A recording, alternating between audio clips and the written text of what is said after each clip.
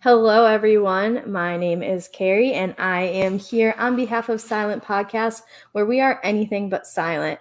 And it is so exciting to get to talk about the finale of The Circle. We're actually going to talk about from when Father Tom and Alice enter the circle all the way through the final rankings and rating reveals. So if you don't want to know those, get out, come back after. But do come back after. However, it's even more of a privilege to get to introduce you, my guest for today. And this is Mark. Mark, hello. It is an honor to have you here. Tell us a little bit about yourself and how you got into the circle. It's first off, it's an honor to be here. I'm so excited to talk about the circle with anyone at all times.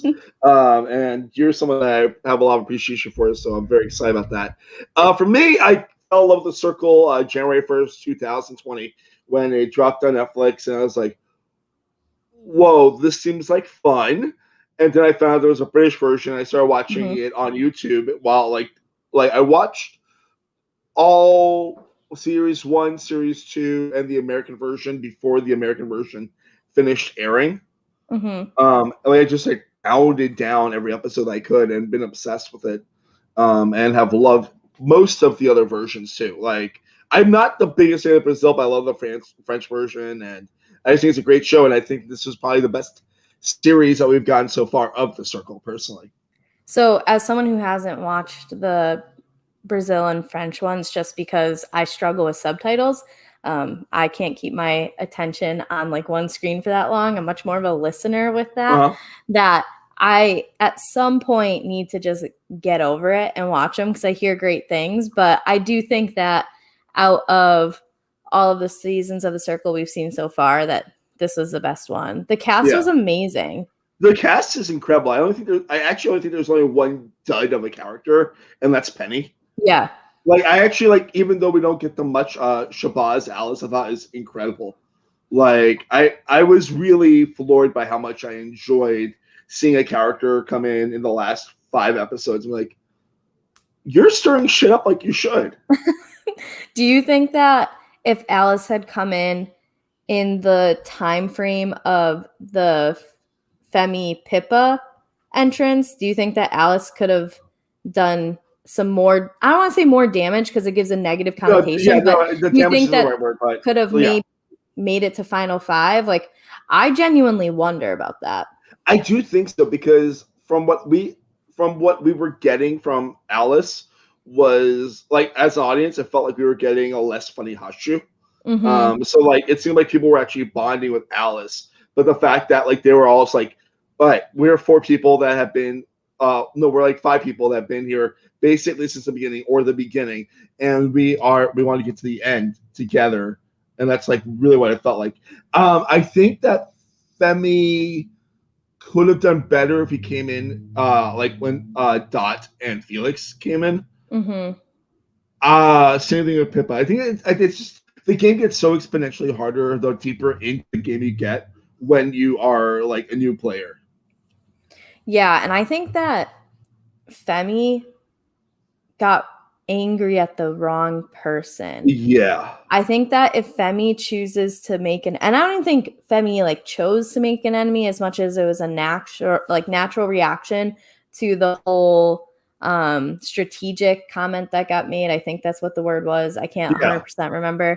I've watched a lot of Circle episodes in the last few days to catch up. But I think that if it was with anyone else, he might have had an easier opportunity to like turn people against that, whoever it was. But because it's like popular Andy, catfish catching Andy, the moral compass of the circle Andy, I know Manrika jumped on board with that. But otherwise I think it's hard to kind of make the crack at Andy, and it could have been easier with almost anyone else.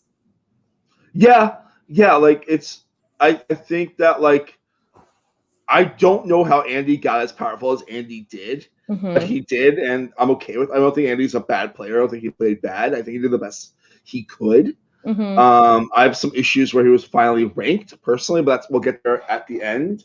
But like, I really liked seeing the strengths of that family group, that five of Andy, Manrika, Hashu, Saeed, and like Dot and Felix and like Yeah.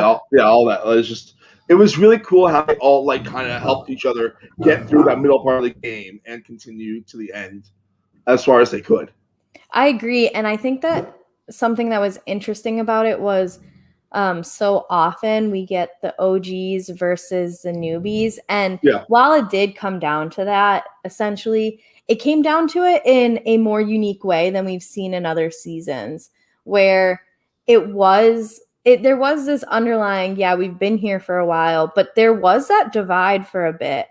And it was when someone tried to make that divide even bigger that really what cemented that real family, with Manrika being like, which one of you three did this to me? And then all of a sudden, like, the light bulbs are going off and they realize, like, oh no, there's someone on the outside trying to break this up. And so I liked that it wasn't just very blunt OG versus newbies. It came around in a much more creative way. That I think made it a lot easier to root for that OG alliance, because you're like, oh shoot, they were smart. Like, they overcame this. It wasn't just like, we're going to stick together because we've been here for so long. It's, oh, someone tried to break us up and now we have to stick together. It's the only way we all make it. If I'm not mistaken, this is the least amount of people from the day one make it to the end. Yeah, it is the least amount because it was just 3 people made to the end. I know series 2, I think it was like 4, and everyone in it was like the US version too. The US version and the series 1, like everyone that was at the end was a day 1 person. That's a real challenge of the game. I find it's cool to me that Patty won in season 2, but when you look at who was left at the end of season 2, Tim, Georgina, James, those are all people like, these people have played their fucking ass off for twice as long as Patty. Yeah. And strategy got a hold of them in a different way, and that's why Patty won.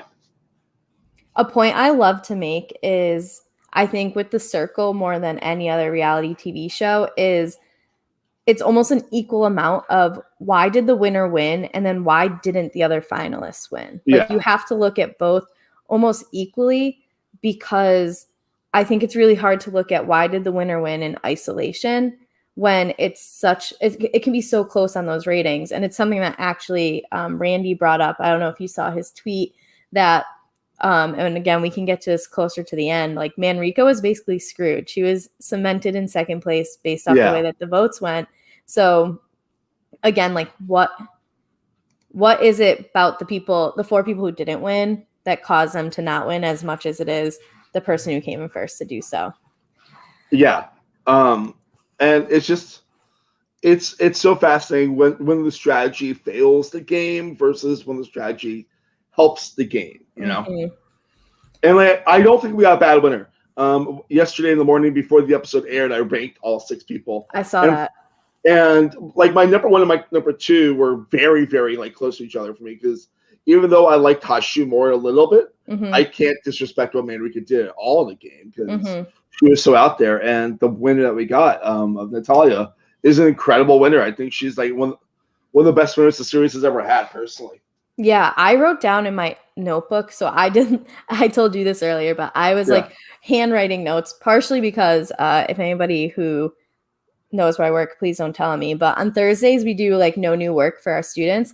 And I was so behind because I had been like out of state traveling and doing stuff for my mom's birthday the week before that. I literally had like, I think 10 episodes to watch. And so I like signed into class, got the class going, like mute my class, and I have the circle going. So I can't and like class on one screen, the circle on another. So I'm writing my notes in my notebook. But one I did write at some point through this like final stretch that Natalia was playing an amazing under the radar game, especially for a catfish.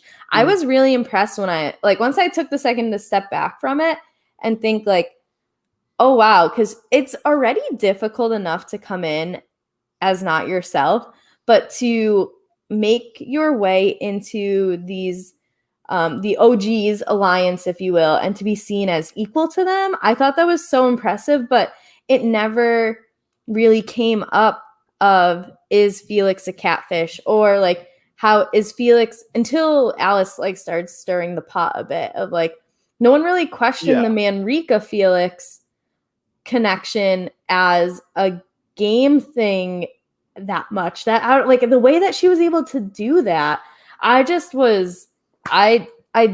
wanted Manrika to win. I am a Manrika fan through and through. She is my new like reality TV goddess. However, she's so great. Yeah, I'm not upset with Felix winning. I think any of my top 3 I would not been upset with. I've been like I would have been okay with Andy winning. I would have been about Tom or Alice winning. Yeah, I didn't want either of those two winning. Any of but those you knew they 4, weren't. Like, yeah, there was no chance. Yeah. Any of those 4, I would have not been upset about in the slightest. Yeah. Like, I think because like they all 4 play very different games. And I mean, obviously we're going to talk about that. But yeah. I think we've done a really good job of like almost covering a lot of things while not like being specific about some episodes that it might be worth. Can I bring up something really quickly? Please go for it. Because I noticed like Felix comes in on episode 6, right?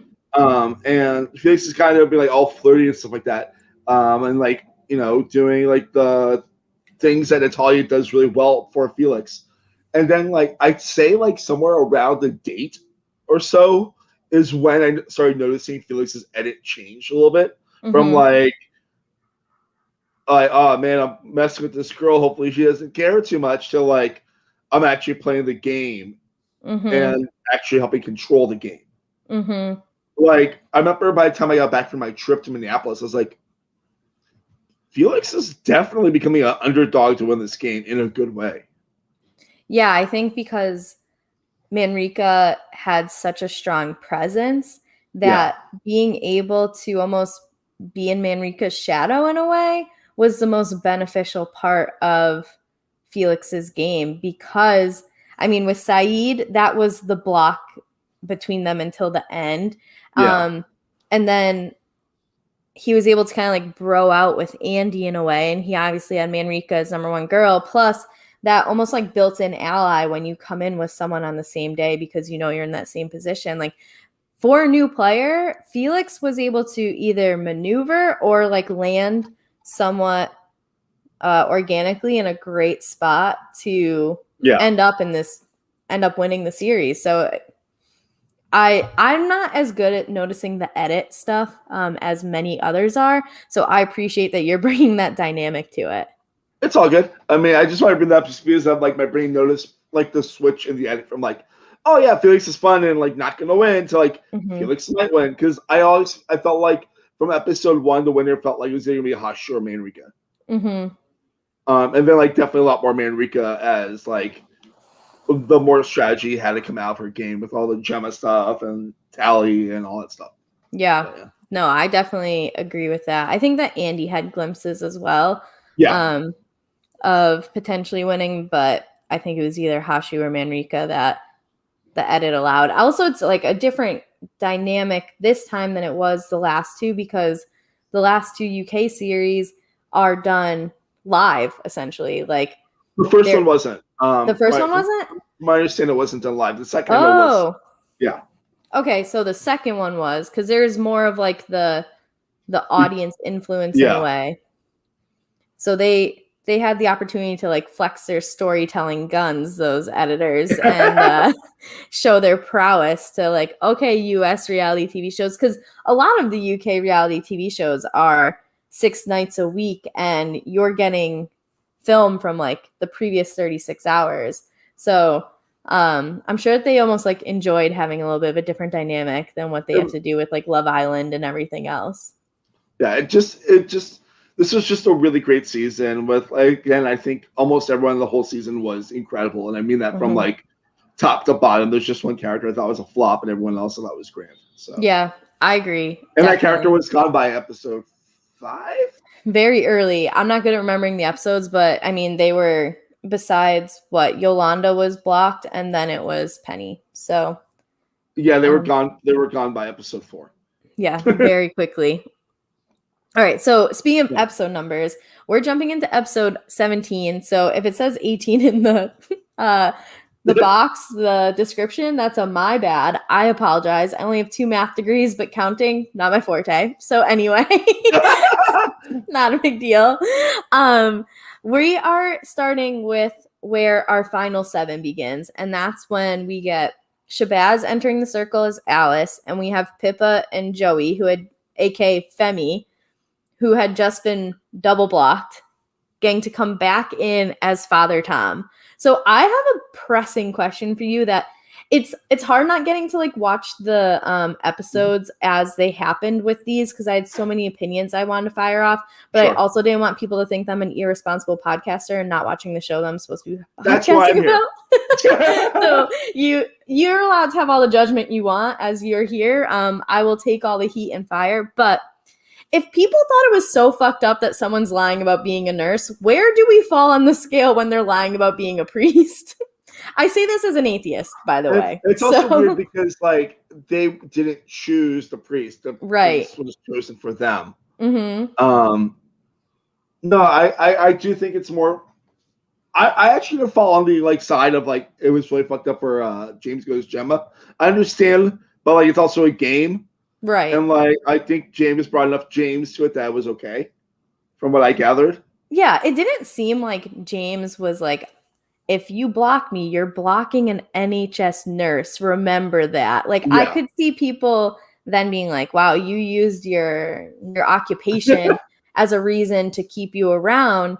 I do think that like James kind of tried to make it too much of their identity. However, I don't think that they used as like a reason to keep them around. So like I didn't have a problem with it. Like then what other professions are too holy to lie as? Like where do we draw the line? Like our only what is like can you come in as a doctor, or is that too much? Guess not. Like a dentist, maybe a chiropractor. Chiropractor is probably the drunk because like they're the fake doctors, right? Oh, let's say that I'm a really great chiropractor. If you block away from me, that I love. Sorry, all the chiropractors I just offended. No, it's like also like my brain also is, which I mean we might see in the US version. It's like, why don't you just go as a celebrity? Like, is that the line across? That's true. We'll find that out on Wednesday or the following. I think it's whenever. Like the 14th, 16th. I think 14th. It's the 14th new season, but I don't know if that situation that they showed going to be in the first batch of episodes. But it's a thing of like, but if I play the circle and I really want to play the circle, my brain will believe that everyone is real, but everyone's playing the game. Which I don't think is a bad way to go in, because, like, honestly, like you and me, we're like, you're a teacher, I'm an actor, but like, and I work for like a movie theater, like that. That's just that's what we are. But like, you're not gonna be like, oh man, he's an actor, so he's acting right now. You're gonna be like, my thing will always be like, are they playing the game with me or against me? Yeah, I don't care. And I actually thought that Manrika did a really good job with that, except for Gemma. I think that for whatever reason, she got it caught up in her head that Gemma's a catfish. And that was like what she was able to kind of like build her dislike of Gemma on. Yeah. Otherwise, it seemed like she took everyone at face value and how they were involved in her game and less about who they were. And I think that that's a great way to approach it. Also, I think like Hashi did the same thing. Like very much like, oh, cool, I'm a catfish. Hopefully you're a catfish on my side. Like, that was, So we've got Father Tom and we have Alice. Alice is a new chemistry teacher, as opposed to Shabazz has been teaching chemistry for a little while. So it was very easy for him to bring those intricacies of being a chemistry teacher over into Alice's profile. We didn't really get much of like her being a teacher though, so we got a lot of like young girl and like Shabazz like dealing with the situation, trying to figure out how to get into the circle. Yeah, I think that he had like way too much in front of him to deal with, to try and be like, well, I'm a teacher who has to deal with teenagers all the time, so I'm actually a saint, keep me around. And like, as someone who has to do that, we're not all saints. So but yeah, I don't think we got too much of their occupation really being an effect on really anything that happened throughout Alice's time in the circle, that short-lived time. That 3 episodes, if I'm not mistaken, right? Yeah, something like that. Again, it seems like one long episode, based off of the amount of circle that I've watched in the last 2 days. It's just like, it was basically a movie. I thought something that was funny that happened that's worth bringing up is once they showed the news feed where you have Pippa's goodbye video, you have Femi, aka Joey's goodbye video, they open up the circle chat, and Pippa and Femi are able to watch this. Because they're in like lurker mode, yeah. Yeah, and Manrika just pops off being like, I'm glad they're gone, circle family forever, they weren't good enough to be here. Not good enough, that's not the proper thing. But she basically was like, I'm happy they're gone, I'm glad they're out of here, when she was really like building up using them to get Andy out like literally 12 hours earlier. The most evil version of Manrika was like her in that gold outfit talking to them. Yeah, I'm putting evil in quotes because that was a fucking game move and it was brilliant. But like, anyone who thinks she's evil, please slide into my DMs. I have a novel for you.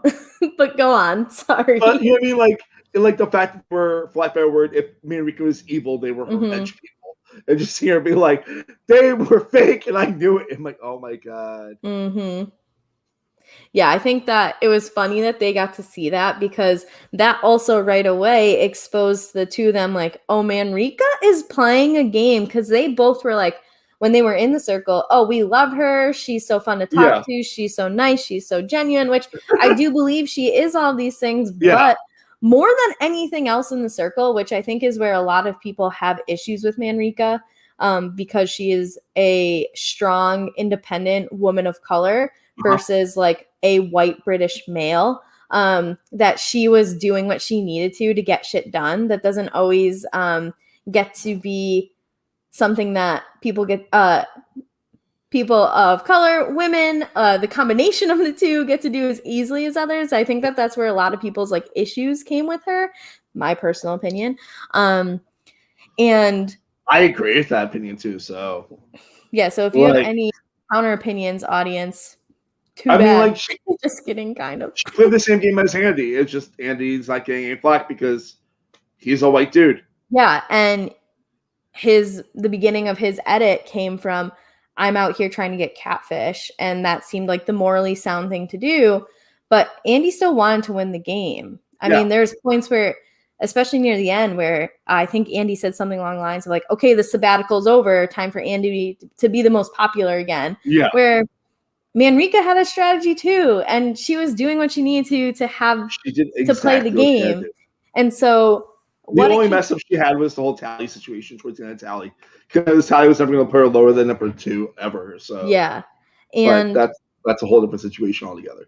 And that's something that I think that while in hindsight we're all like, "Ooh, shit, that sucks." Like you kind of influence, or I don't want to say influence, but you had a influence on all this happening. Yeah, that it was never her intention for Tally to be blocked, because I think actually it was Felix, aka Natalia, when they were talking to Scott, who was like, if I was in here, I would get along with Manrika so well. However, Manrika's had all of her girlfriends blocked from the circle. And I was like, has she?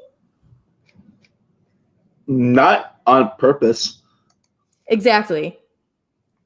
Absolutely, exactly. We have a comment that I can't see at the same time. So Andy did absolutely neither. He didn't have to try at any given point to navigate the complexity of the relationships and twists in the circle. He was just exalted without earning it because his perceived kindness disarmed the others. I'd have rioted if you'd won. So there you go. I mean, yeah, Phelan, I agree with that. Like, I mean, I talked to Phil about that, like about my opinions on Andy. I don't think he's a bad player. I just think like he coasted plus. You know what I mean, like he played, but it was mostly a coast. Yeah. When you see other players just like fighting for every second in there, you know? Right. Manrika was very open, especially, I don't know if you want to call it in her confessionals, but like in her monologues with herself, essentially, that I have a plan, I have a strategy. Almost everything she did aligned with that plan and strategy. Yeah. So where Andy got to, I mean, Andy had to block how many people? His hands were covered in blood. How many people did Andy block? I can count this really. I mean, he got to kind of, like you said, coast, because he got to play this like morally high road game where Manrika kind of had to battle a lot more than he did. So no, I agree. He blocked 5 people. Yeah, Andy, give that man a fishing pole, because like that's all he did. Was catch catfish, like, and sometimes some not catfish. Like Andy did a lot of things too, but whatever. Manrika's a bad guy. So, I thought something that was hilarious, and again, obviously it's from Hashu. If it's hilarious, when they like introduce Father Tom with the profiles, he goes, "Man's coming in with that Jesus energy, bruv." So good, so good. We get the circle chat. We see that Alice very quickly wants to like align with Manrika, and that happens further in an individual chat. And we also see some behind the scenes annoyance from Andy towards Manrika when he's like, "Oh, Manrika coming in again first," like automatically jumping on those people. But again, like she had to do that. That was probably the point when her back was most against the wall in this whole game. Was like that very morning. I don't see a flaw in her game. Like, I just see like a really good game that made it to the end and almost won. I 100% agree. They announced that we get no new players after those 2 entered, so that's exciting for all of them, because they know that they're 2 blockings away from making the final. And we see Alice bonding with Manrika, and Alice kind of puts this initial strategy out of like, okay, I need to be a part of each kingdom. In order for me to be safe, I need to be a part of each kingdom. Do you think Alice followed through on that strategy, or I think she did take a hard left? I actually think she followed through the best of her ability. You think so? I mean, she got pinned as Pippa and Joey. So considering, I don't know, I think what Shabazz did really well as Alice was make friends very early on. And then basically what happened was it just fell apart because people mistook. But like, he also stirs shit up, which is what you have to do if you are the last new player in. Mm-hmm. Yeah, see, that's where I was a little confused, I guess, because with Alice coming in and being like, I have to get into everyone's kingdom, but then stirring the pot, I felt that those ended up like contradicting each other a bit, because I think isolated, if that Alice could believe that could happen, but I think that totally neglects the idea that, okay, if you try to stir shit with someone else, that someone else has a relationship with someone that you're trying to like get close to with these kingdoms. So was that the best? I mean, I understand, as not to like nerd out entirely, but I played a Discord version of the Circle and I was the last player in. And so I came in just being like, let's fuck shit up. Like, I understand where Alice is coming from. I just felt that like this initial strategy we got versus what we saw in isolation could have worked. However, it really ignores the fact that there are previous relationships that would stop those strategies from working. I mean, these relationships have been happening for, at this point, probably like 18 or 19 days. Yeah. So like, and I'd say Shabazz was in the game for like 3-ish days. I think like he did what he had to do, but also like it's really hard when it's like you don't know that Andy and Saeed are talking every day. You don't know that Manrika and Felix are talking all day. Mm-hmm. Like, you don't know this. Like, you don't know how, like, who's been there since what days, because you've been in isolation for 3 weeks before you even got into the game. Right.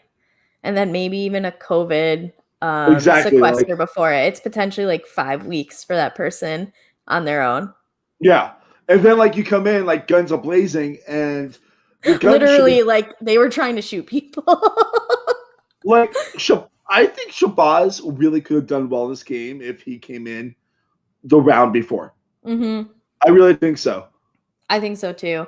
But I also have a feeling that that's why the producers put Shabazz in that place, because it's like if anyone can come in this point Yeah. and like fuck shit up enough to weasel their way in, and I say weasel with purpose, weasel their way into that final five, it's this one. Because I don't think I don't want to say any, but I think almost any other character we saw would not have been close to as successful as Alice pulling this off. You need someone that's got, like, the big personality Mm-hmm.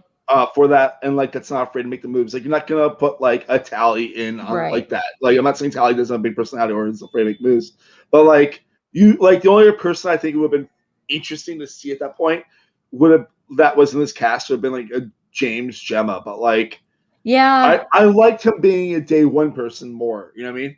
I do think it would also be interesting to see like a Manrika in that situation. However, I mean, I love where we got Manrika as it was. So it's the same type Yeah. of thing. Like I think that if there were two other people that we could say from this cast that would stand a chance of doing or like putting themselves in at least an opportunity to win, because the final five in some instances is a It's tough. crapshoot It's a crapshoot, yeah. of in terms of who actually is going to come out the winner.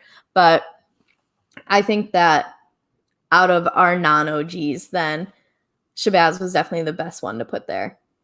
Yes. Yeah. I have something that's a little random, but you Sure. saying Tally made me think of this. So I was perusing the Circle subreddit as I do, which needs to be better moderated because people are very hateful on there. Yep. However, they just got a moderator, so shout out to that moderator trying to make change. I see you. But I saw a post that apparently Tally was supposed to be on season 2, and there was some mismanagement in people going to like a different location. Like I think what ended up happening was another contestant, I don't know which one it was, they didn't say, saw Tally while like one was going to like the garden, the other was going to the gym or something like that. And so they had to remove Tally. So she was supposed to be on season 2 because another contestant saw her, so she wasn't on that season. Well, I'm happy about Tally in season 3 because honestly, like, if we didn't get cloned, like the whole clone stuff in that first week, I don't think this season would have been half as fiery in the best way possible as it is. Yeah, and so I guess she made a comment like, I've been waiting 2 years for this, and it didn't really make sense in the context of what she was saying. Yeah. But then having read that, it's like, oh wow, like I could understand. And I guess that almost like I felt her emotions were justified during the whole clone thing, because as someone who would have been raging if that was me, like I thought she handled herself well. I know that other people thought that she was like too emotional, too angry, whatever. It was so much fun. It was so great.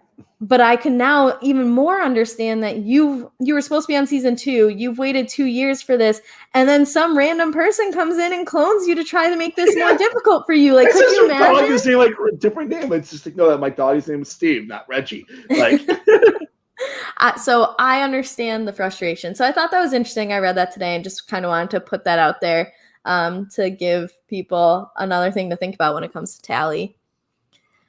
So I have a question for you. What's your opinion on the Andy Saeed relationship? Because the next part of this, I love it so much. Oh my god, it's so good. Well, like, it's just two dudes that like would get along in real life. Being like, oh, I like this person, and they're like just laughing, like understanding. Like, I don't think they ever put each other below number 1. Right. Like, that's just the way, like, I mean, I don't know. I like the idea of having a real number 1 in the game. I like the idea of, like, making a real friend that you don't even know if what they are is real.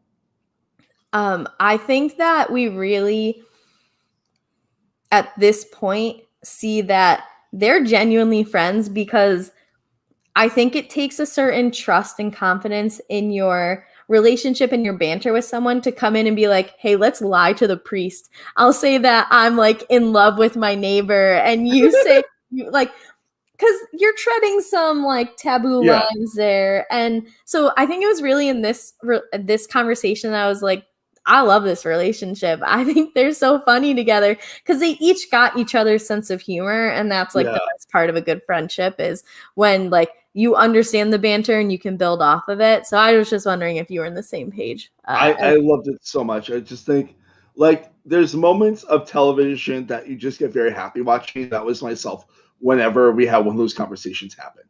I agree with you, definitely. The next major thing that happens is we have the snap battle. And so there's a category, and then two people get picked to share a picture Mhm. about that category. And the first one was, I didn't even put the category down. I just put down like the line that made me laugh from Hashu. This is what I do with my notes. I go back and I look, I'm like, what was I thinking? When it was like, at work or something like that, and Hashu goes, it's literally Jesus versus the British Army. Who's going to win this? Oh, Hashu, just like narrate my life for me and let me listen back to it, please. his YouTube page is so funny. I have to go Like, check it out. I'm not a big YouTube person. It just yeah, has never like been. I have friends, my friend calls it tubing. She'll go tubing at night where she just like puts a video on and lets the next one keep playing like until she nice. falls asleep. And that's the exact opposite for me. I don't know the last time I used YouTube. So but he's hilarious. Something important comes out of this round though that I don't think our OG players really considered until afterwards, which was no new players won a round. Yeah, And I think I would have expected at least one of them to be like, oh, shoot, neither of the new players have won. And I think that's really where Alice diverts the plan from, I'm going to try and gather or like put a piece of me in each kingdom to like, I just got to let shit hit the fan and I need to yeah. be the one throwing the shit. What do Like you think about that? I remember like Joey being really, really upset about the whole situation. He was like, "Cool, then I can let us do anything." Like I fully understand like the upsetness that he felt at that moment. It's like that weird thing of like, how do you break in when there's a 5-person alliance that's very, very tight at this point? Right. I mean, it has to be so difficult, so I understand the frustration, but I think that it was a little bit of an oversight for them to Yeah. allow that to happen, and that is really where we see just the divide happen. So we get Manrika chatting Andy after, and this is where we see, I think, the mix of gameplay and genuine emotion that confuses a lot of the non-Manrika fans of Yeah. like, she's just playing a game, she's actually a bad person, versus I think there was a genuine combination of both in this. I think she Mhm. saw this as, well, she said that she realizes Andy is important to her game plan, and she apologizes what seemed for be both game and real reasons. Andy was hurt that Manrika didn't defend him when it came to Femi's book cover, and that she blocked Vithin after saying, I always have your back. So Andy took those very few like strong words very literally, and that's where this See, this little is what, conflict came from. and I'm happy they fixed this because honestly, like both of them have been dead in the water if one of them got out before the finale. Mm-hmm. Like, there's no way that that one of them is not ranked 4 if there's only one of them in the finale. Right. Like, And yeah, I think they both realized that they need each other for their games as much as like they didn't like the feeling yeah. of conflict between the two of them. But I think it was more so Manrika that realized like, I'm fucked without him. Like, I really need him. I'm not gonna say this in a bad way, but like she went hard after him, which is what you have to do in games. Yeah. Which obviously I'm sure the fucking trolls that don't understand what gameplay is, like took that as. So it's like, yeah, they're both playing the game just let her play the fucking game. Like I just all those people play tic-tac-toe because it always ideally ends in a tie. So it's like if you walk 100,000 pounds, you need to fight for it. That's what she's right. doing, and that's what they all did. And I think that the US viewers are so much more accustomed to this because there's not many I don't feel that there's many shows like this in the UK where it's like it is the strategy to win money. Like, yeah, you have Love Island, but there's a whole like love component of it. You had love. Yeah, and it's like it's all behind that guys, right? And then I mean there was like I'm a Celebrity, Get Me Out of Here, but that was still like you had the entertainment of the celebrities where I really think this is the real like the first series where you can be cutthroat, you can be super strategic, and you still can win this money because you get to hide behind whatever you're presenting to everyone. And I don't know, I think we're just so used to it that like this is just another Tuesday night for us. That it was so fascinating, like how like I feel like everyone that I know that knows like how to play a social strategy game was like, I love Manrika. Mm-hmm. And then like I remember I'd be like feeling up positively about Manrika, and someone be like, Manrika is a horrible human being, and then I'm like, why? Yeah. Did she kill someone? Is there something I don't know of? Like what happened after the show? What happened before the show? Well, the show is totally fine and valid. Yeah, it's such like it's crazy how divisive she was, and I don't understand. I guess I don't want to say I don't understand. I just completely disagree with the reasoning for why. Yeah, that's what it comes down to. But like this conversation she had with Andy was such an important one, and like I'm happy it's how the episode ended. Mm-hmm. Like because like it ended with like nice bite of okay, they're probably good. Mm-hmm. And that's what actually the next episode opens up with is Andy. How they always do their little like let's do a mini check-in with each player at the beginning of the episode in the morning. And Andy says like if it had been the last couple of days and he had been influencer, he would have blocked Manrika, and now he feels like he can't do that. Yeah. So that conversation definitely worked. Yeah. We also get Father Tom saying that they know that Manrika is playing a game.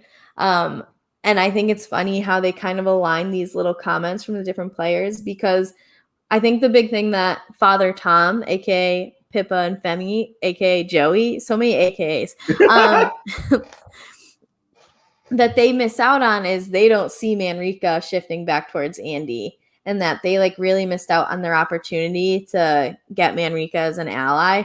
Because there was that, like, I think 12-hour period where they could have possibly snatched her up and it could have changed the game a bit for them. But instead, they were so mad because of what they saw while they were lurking the circle chat that, like, nope, that's it. We can't do it.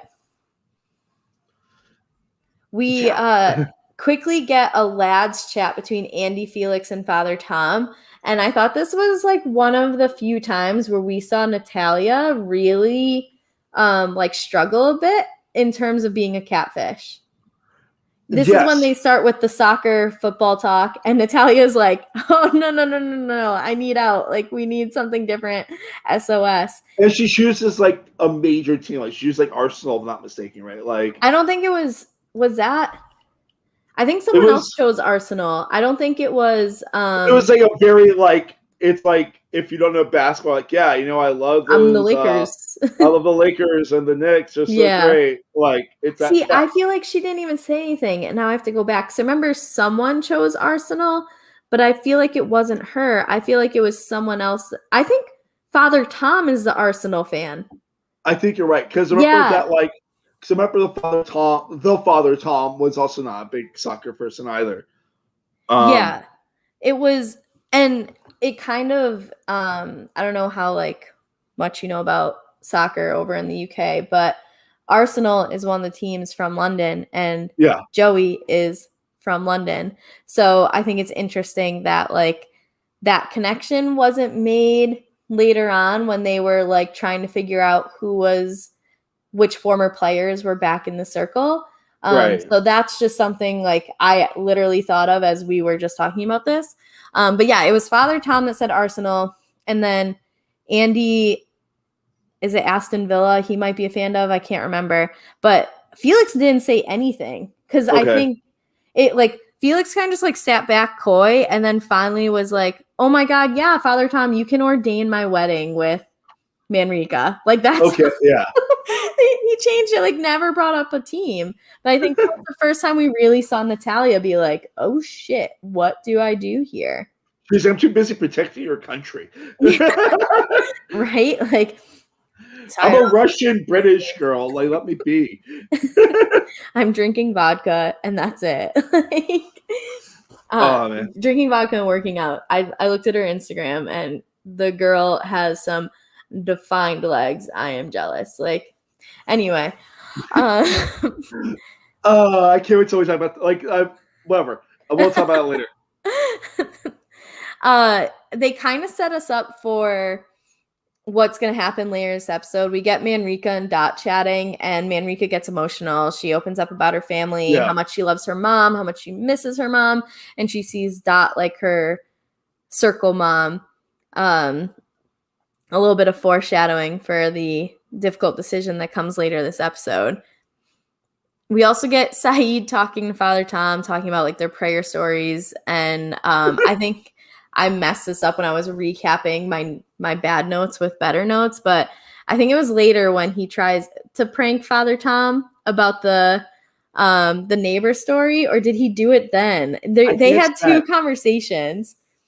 I think because Hushu knows that Father Tom is not a real person. Like I feel like it's so fascinating, like who everyone's like, yeah, this person's a catfish because I'm a catfish. Versus like everyone else, it's just funny how like someone's like, Dot's real. No, I think that's catfish. No, I don't know what Dot is. Like it's really fun seeing how everyone thinks someone else is a catfish in this season. But I really did enjoy the little bit that we have like Hushu grilling Father Tom and stuff like that. Like, yeah. Yeah, I mean, I just love that he would like half question and then just half roast, but like passively through like, oh yeah, I was praying and then I bent over and like my head ended up in a man's butt crack. Things like that. And like Pippa and Femi know like, okay, he's taking a piss out of us, but at the same time, like we're gonna be holy and we're gonna give a nice answer here and not let him rile us up. So I did think they did a good job of like keeping their cool and not like trying to bait him, but I do wish that they did come back a little bit. Yeah. He's so funny. They couldn't have though, because that would have broken their character. So we get a game. Of course it's anonymous, so this is where the drama happens. We get Ask Me Anything. And so first we get Andy being anonymous, and he asks Felix, which two players do you have the strongest connection with in the circle? He says Dot and Manrika. Do you have any opinions on what he should or shouldn't have said here? I think that's right. I think that's the right answer for him. He came in with Dot, and Manrika is an obvious one. Yeah. I think that it's also easier to recover with Andy by not saying Andy versus like not saying Manrika. I think Manrika flips in that situation. Yeah, I think Andy is that person where he's like, I might not be your number one, but I want to know if you believe in your number ones. Yeah. Like I'm not as hard as saying on Andy as other people, but like, where the dude deserves it, he gets it. Like in my personal opinion, like where he gets like the hard stuff, but like, I think like he's not the type of person like, oh, you didn't choose me. He's the person like, oh, you didn't put your real number one and number two. Right. Because if I'm not your number one and number two, I don't want to be listed. Yeah. That's where I am. I personally am on the, I don't know if it's even Andy apologist side, but I think for how the game went for him, he played it well. Like he played himself. He didn't have to stretch to be uncomfortable, where I think that like you really didn't see like Andy having to suppress the like shit talking or anything, Yeah. or having to be a priest or whatever. That, again, I think that it probably also comes with the fact of like he's a bit older than everyone else, and like has 2 kids, married, settled down. Like the drama life was far behind Andy, where versus like you've got some younger 20 somethings who this is still stuff they're dealing with outside of the circle of like the regular drama and the dating and the different relationships and the waves, ebbs and flows of all that stuff, where I think he's kind of like been a more concrete person in real life, that it's so much easier for him to just be like, okay, as long as like I'm still up there with you, I'm cool, that's fine. Where I could see Manrika being like, I'm not one of your top 2. This private chat's not going to go well for you, buddy. We get Dot anonymously asking Manrika, who do you trust the most in here? And I think this is where she was most visibly being gamey, because she said Andy. Which makes sense in my personal opinion for where they were at that point. Mm-hmm. You know? Yeah, I think everyone was just like, what? Okay, you're putting on a show. But I do think that it, based off their previous conversation, it was a good answer to give. But also I could see Felix being like, okay, so not me. But I guess again, Manrika made the decision that I'll deal with a potential fallout versus like continuing to rebuild her relationship with Andy, like what was easier to deal with. So we get Sayid trying to get Dot, like, when did the Falklands War start? And it felt like Scott was flipping that book for an eternity. 1980. Yeah. And so it was that question that made him be like, okay, she's real. She knows when the war starts. Yeah. Like, was no one in a history class in the UK ever? Given their history is very long. So it's also like a war that's not the most well-known war either. Like it's. I mean, I won't say I've ever heard of it before this. So I've heard of it, but I don't even know where the Falklands are. Or I sound like such an ugly American right now. It's fine. I'm not judging. And then we get the last question from Alice. This is where Alice really steps up, just stirring the pot here. Yeah. To Felix, are you using your relationship with Manrika for? I didn't write the whole question. It was like votes and popularity. Yeah. So Felix goes into everybody knows how I feel about her, but Sayid was like over in the corner being like, finally someone feels the way that I do. Oh, it's the greatest serial reversal rack of modern relationships, in my personal opinion. The whole weird love triangle between Manrika, Felix, and Sayid is the funniest serial Bergerac I've ever. Like, if you were to do Cyrano de Bergerac for 2021, that's how. Do you know Cyrano de Bergerac? You're looking like I'm insane right now. No, I'm not sure what you're talking about. Cyrano de Bergerac is the play where the guy with the long nose coaches this guy who's like really handsome who can't like talk to get the girl, but but Cyrano is also deeply in love with the girl. Oh. Like Steve Martin turned into a movie called Roxanne. So. Yeah. Something that is one of my worst character traits is I barely watch movies, and as soon as you say the word play, I'm not interested. But it's not you, it's me. However, I am following your description of it, and now the way you described it makes a ton of sense. So now that I understand, keep going. Please give me this analogy. So like basically in my mind, Hashir Sayid is Cyrano, who's like been long in love with Manrika, while Felix Italia is the character of Christian, who is in love with Manrika, but like more for benefit of the game. And Manrika is Roxanne, who's just the love of everyone's eye. It's a great play. It's a great movie.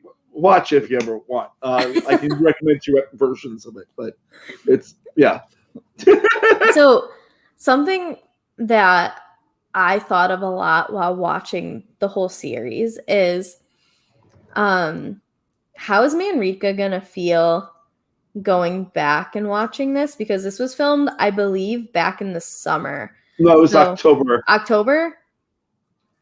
Was I it? I believe. don't know. I know basically it wasn't like very recently. There's been some months. So she's obviously developed like some sort of relationship with Hashu. And I'm not saying Yeah. relationship romantically, just like there is some sort of connection there. And so I think I would feel a little uncomfortable of like then you're watching this show for nearly 4 straight weeks of like this dude confessing his like undying love for you that I'm assuming she's just friends with now. She had like a screenshot of their WhatsApp chat when they were doing like their campaign speeches for why they should make it to the final of like, Uh-huh. oh my God, your speech was so good. Yours was too, like made me emotional then or whatever. So you can tell they're definitely still friends. Yeah. But I mean, like also from the aspect or like the perspective of Hashu being like, oh my God, like they're showing every single time I was like pining over this woman. And now like I WhatsApp with her every day. This is awkward. He does it with her, like to her face, though, in the last episode, sort of. Yeah, And well, she sort of does it too, also, but the host does lead it on. Yeah, I don't know. I don't know if Manrika steers that conversation in that direction as much as Hashu would have, if that makes sense. You know what I mean, Lars? I think I think Manrika is capable of playing along. So I also think that Manrika is like a beautiful woman who might be used to this type of goofy dude attention in a way. You know what I mean? That like I think she was able to play it up and go along with it. But I don't know. I feel like if it was me, I would just be like, this is we crawl towards creepy a little bit a few times here, but I'm just gonna take it for what it is and be cool with it, I guess. And then if I'm Hashu, I'm like, just can I be a turtle? Can I like go into my shell and hibernate for the next many years? Because I don't want to be seen for the rest of my life. Thank you. And he becomes an ostrich that way. Is that how evolution worked? I mean, in this, well, was it this episode that the ostrich? Yeah. Oh my gosh, when he was dressed as the ostrich, and then he was like whipping the ostrich's head around, and he was like, "I can't abuse this animal. I'm so sorry." It's just his little quips. They were so good. They were so good. It's great. So after this, we get Sayid chatting with Felix, and this was an uncomfortable conversation where Sayid comes in and is like, I'm protecting Manrika. I am questioning your motives. You better be sincere. You better be the real deal. And Natalia's sitting there being like, I can't do this. Like, this is just a game. I need you to calm down. And that what was your like, what were you thinking during this whole thing? Yeah, this is, I think, like the most awkward it gets really for Hashu and Natalia, of like them of this weird love triangle that's happening. I think because like Natalia, I feel like has been feeling bad about the whole situation since the date, you know. Yeah. But like, she also can't just go back on it at this point either, because it will mess up her game. Right, like all of a sudden, like I'm breaking up with you.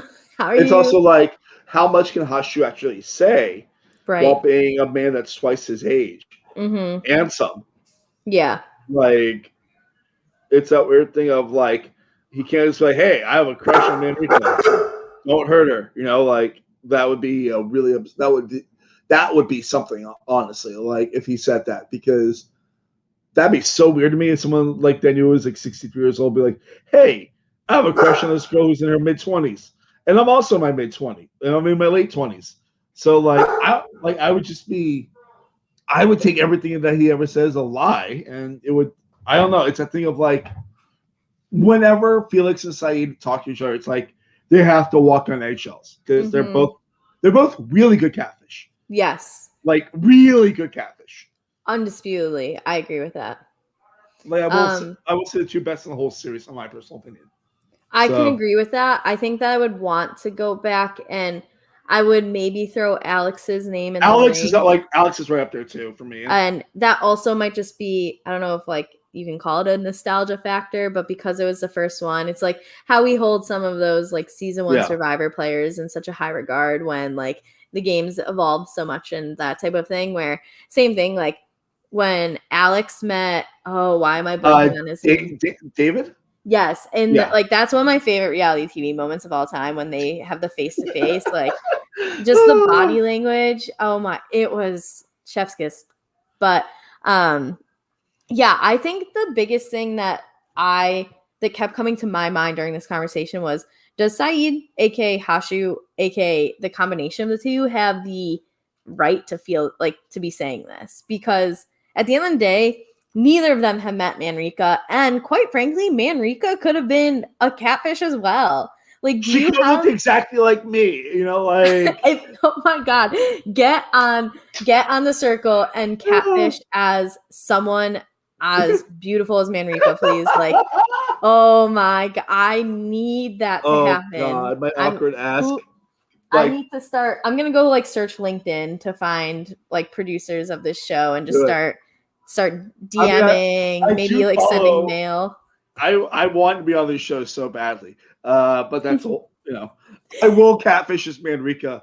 That would be actually. No, U.S. people. That's not the worst idea. Like, I almost won the UK version. Can I win the US one? Just kidding. It's Mark. I'm not Manrika at all.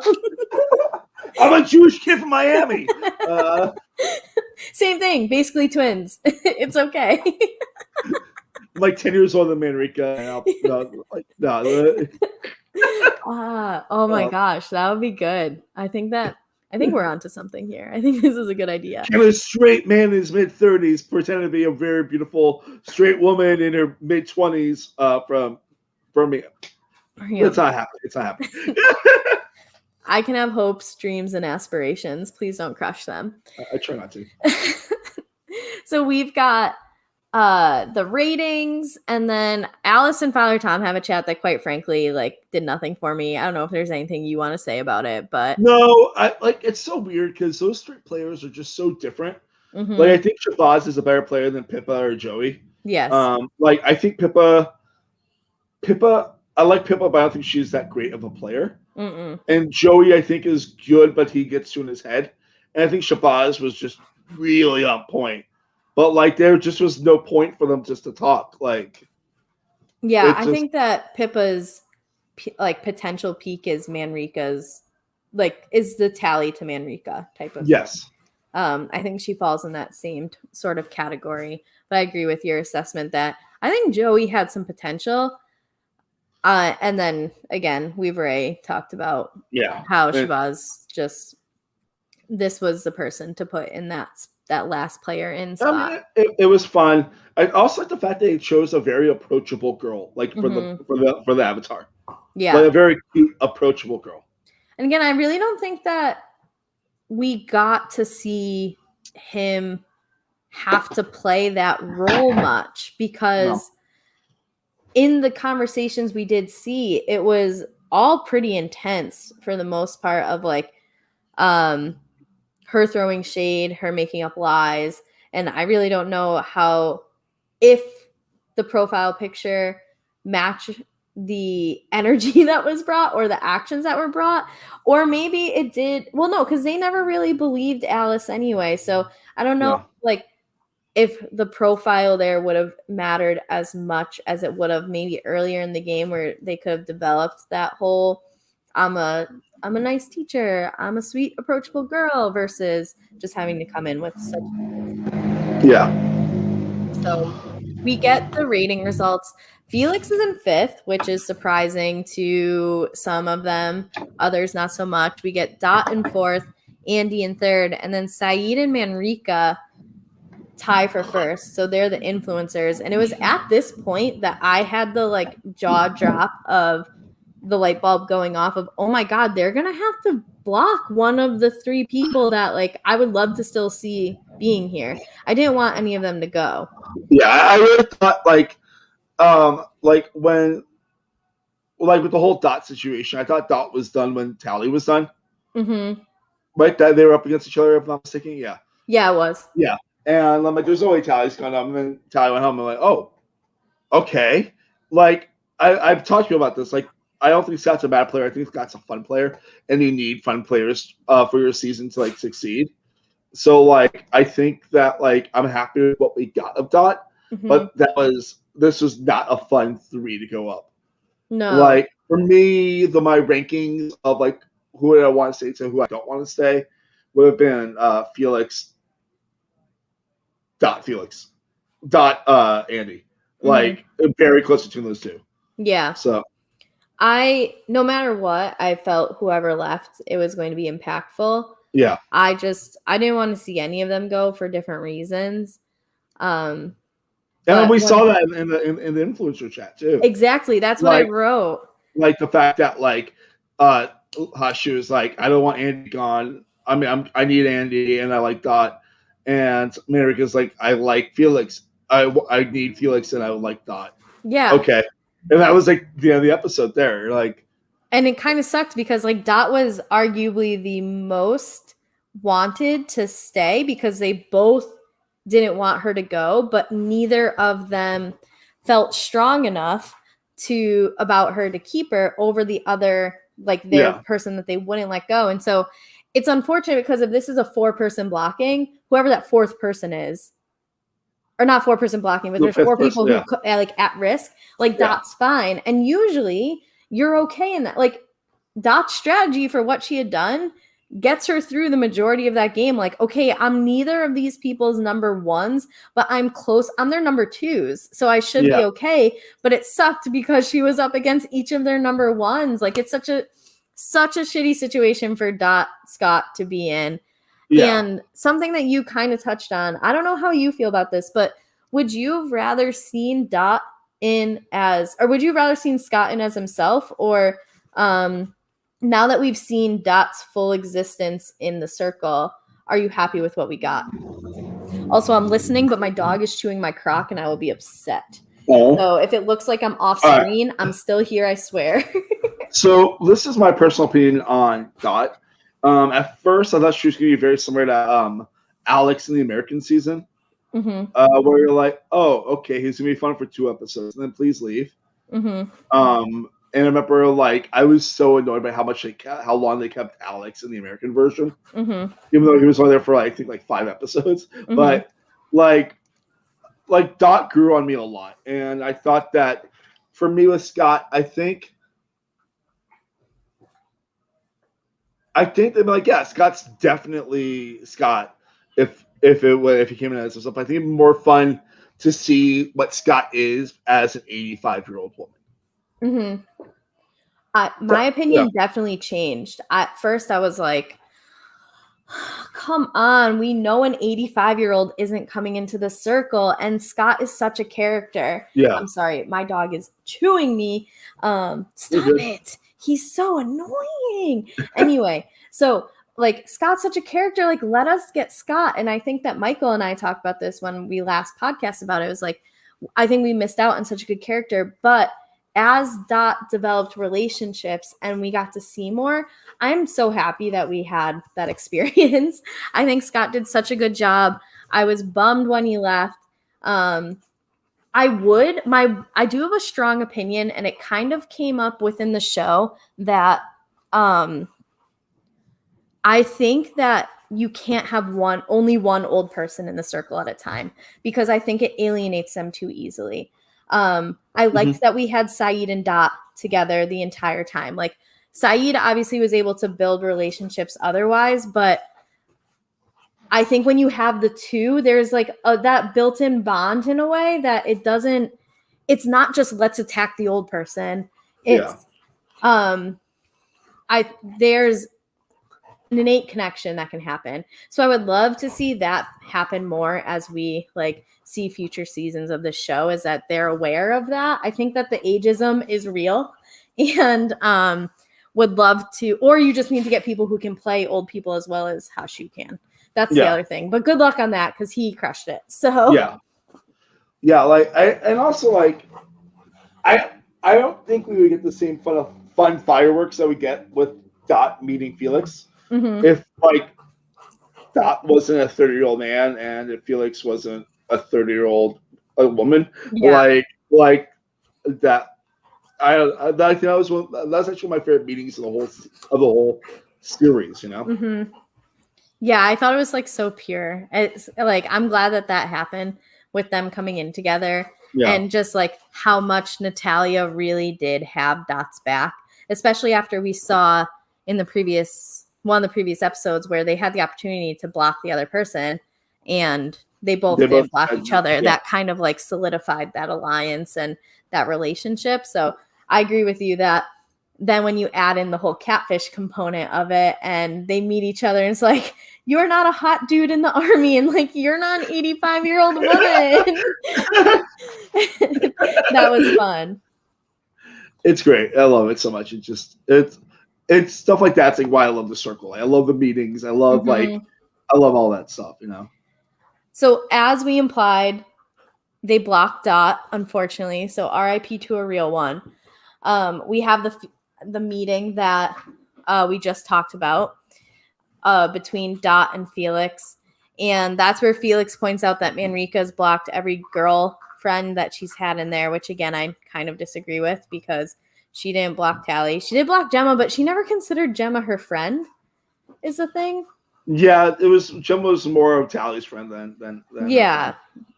Like that was, they were friends of convenience more for Manrika's game than anything. Yeah. Was there anyone else that fell under that? I don't think so. So it was two. Yeah, so that's a small sample size there. I'm going to disagree with that statement. Yeah.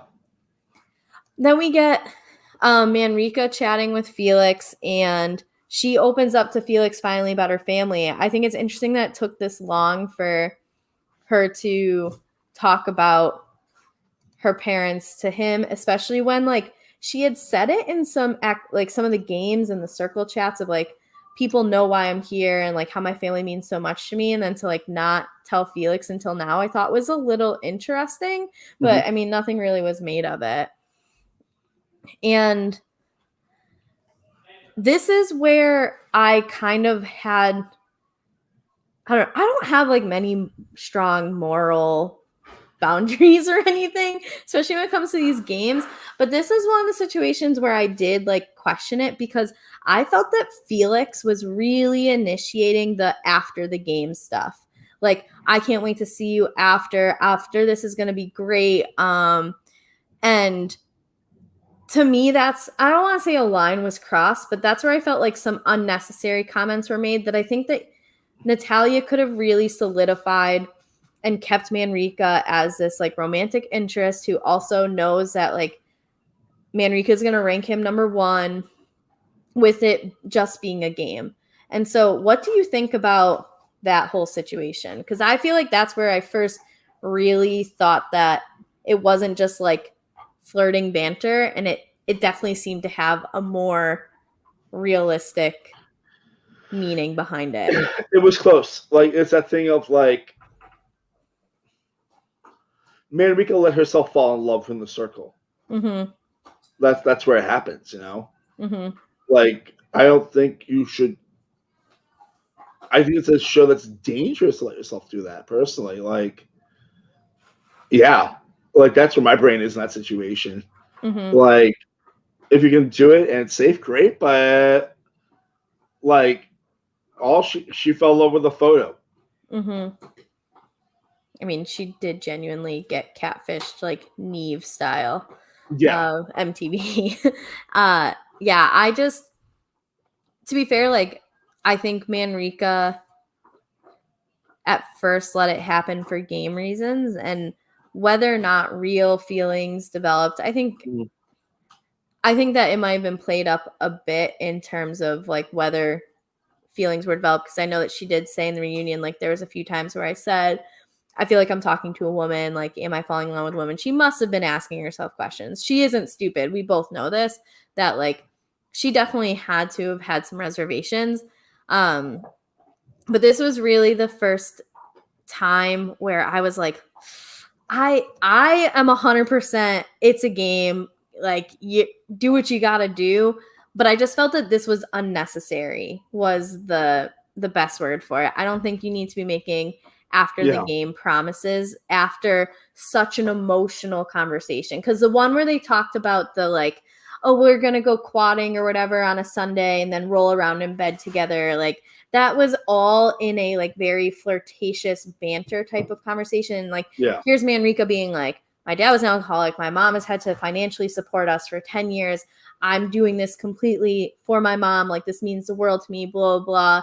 And then to like hit her up with that after the game, after this, like, I was just like, ugh, Natalya, like you didn't need to. I really didn't. I don't think you needed to cross that line. But she did say a couple times in it, like, this is a game. This is a game. I'm saying it because it's a game. So she was able to justify it. Again, like, I think she was also hoping that Manrika was sitting there, like, playing her and was a catfish and was doing the same exact thing she did. Human being, yeah. So, but that part did stick out to me. Not that many moral censors happen in this brain, but that was one of them. Like, this is a gray area for me. Yeah. We have another source of drama coming in hot next. We have Getting Blanked, which... Oh, this is so much fun. That sounds dirty in itself, but here we are. So what happened was there was a sentence and there was 2 blanks. So the first blank had to be filled in with a person's name and the second part filled in with whatever you wanted to be filled in with. So of course we get Saeed first saying Andy should not trust eating chicken vindaloo because you know where you have to go after you eat chicken vindaloo. So nothing too spicy.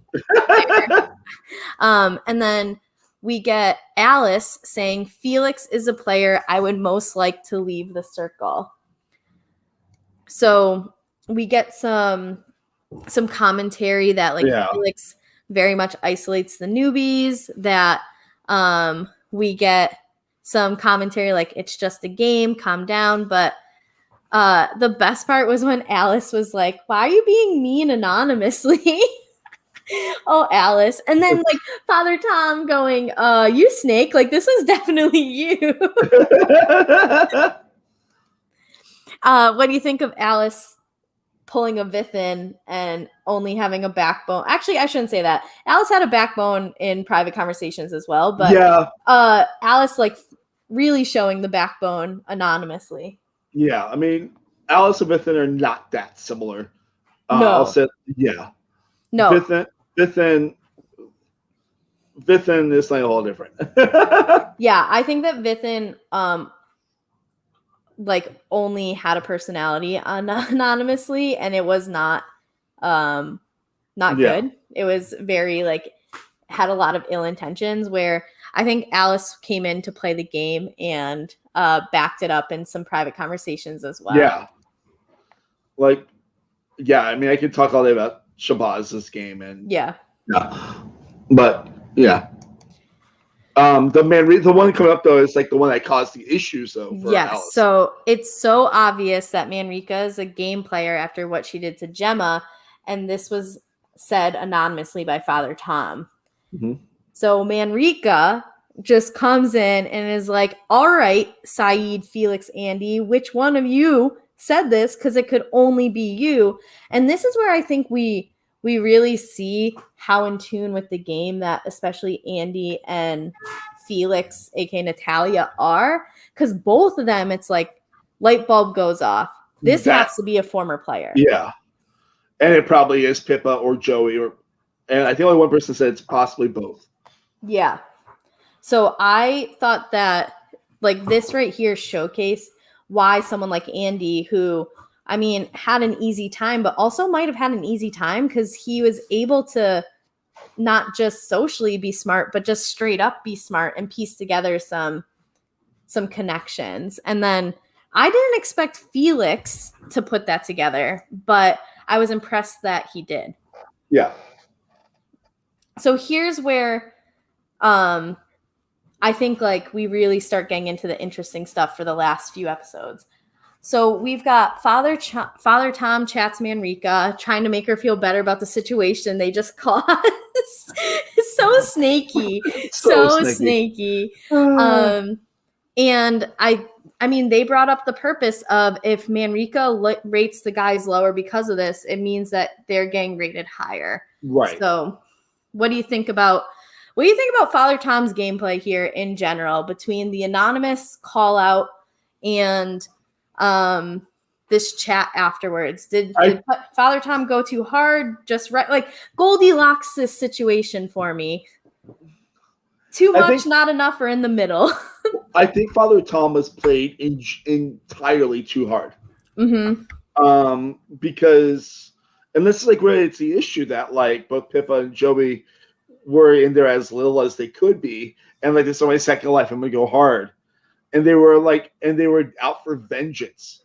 This is not a good game for vengeance. This is a game of social strategy. And like I think that's what Father Tom never felt real or authentic to me in any sort of way. Not at all. Also, they were smart. Only one person of them would actually say what Father Tom says, so it's not two different people's voices being used. But that's a whole different situation entirely there. I think Father Tom is a great idea. I was really happy to see him. I was happy to see Pippa and Joey, but like the way that they were so entirely too angry and so motivated to win the game and fuck things up for other people that, yeah. I agree. I thought that, like, this is, in theory, a good idea, but they weren't, like, clean enough with it. You know what I mean? That they knew too much to be a new player, and they also didn't know enough at the same time to really like understand that the three of them wouldn't betray Manrika in that way. Would they betray her in a different way, especially Andy? Maybe. Like, would they maybe capitalize on being like a secret influencer and blocking her at that point, or even a few days earlier? Or not even a secret influencer, but like a super influencer. Like, I think some shady stuff could have happened, but at that point, the relationships were too solidified, and that's what they didn't know enough of, that the route they took wasn't the right route. So for full disclosure, over here I have two screens, and the one with my notes on it has turned off. Okay, I can read your notes if you want, since I have them also. You are smart. So if like, you want to keep going, please do. So Felix then chats with Alice, and it's a good chat. Like, what's interesting though is Felix brings up Pippa, and there was just no reaction, which I think should have cleared Alice. But everyone else is like, Alice is definitely Pippa or Joey, and that's just a weird thing, you know. And then so Manrika then opens up the chat, the game player, and lets the guys know she's inspired by whoever said it. Which, again, I don't think game player is a curse word, but apparently it is in England. I don't understand that. Every time, like, the anger that comes with being strategic or a game player, if those are two of the nicest things you could call me, quite frankly. I mean, like, you're playing a game. It's a game, and you're playing a game. Yeah, I'd be more upset if you said that I wasn't a game player, like, that I'm just here kind of existing. And and Andy says he thinks he's one of the new players, is actually one of the old players. And then like Felix says that yesterday Dot and Felix were called out. Manrika was also called out today. And Felix then says like Alice or Tom is being played by Femi or Pippa, and they'd be the only ones that would know the details about Gemma and Femi. And like then like everyone basically agrees that that they're all on the same page, that they need all four of them to get to the end together. Yes. And this is probably like my favorite part of the whole series, to be honest. I love how it's just kind of, I think it could have been really easy for especially Manrika to be like, no, I don't believe you. This is like, how do I know that you guys aren't plotting against me? Because you want me out because you see me as the biggest threat, and you want to bring these two to the final five with you. Like, I think it very could have easily gone down that way if Manrika hadn't. I mean, if Manrika isn't Manrika. And I think this is why I appreciate it so much, that it was when you got a bunch of good guys kind of coming together to be like a great guy in a way where they combined their powers for like the ultimate good. And as I mentioned earlier, it is a different formation of that OG versus newbie alliance that tends to happen a lot, that it wasn't just we're sticking together because we are the OGs. We're sticking together because they're trying to play us a fool, and we don't want that to happen. Yeah. And then we get Sayid and Andy take on Alice, and like Manrika's take on Jesus, and like that was like fun. Like it was.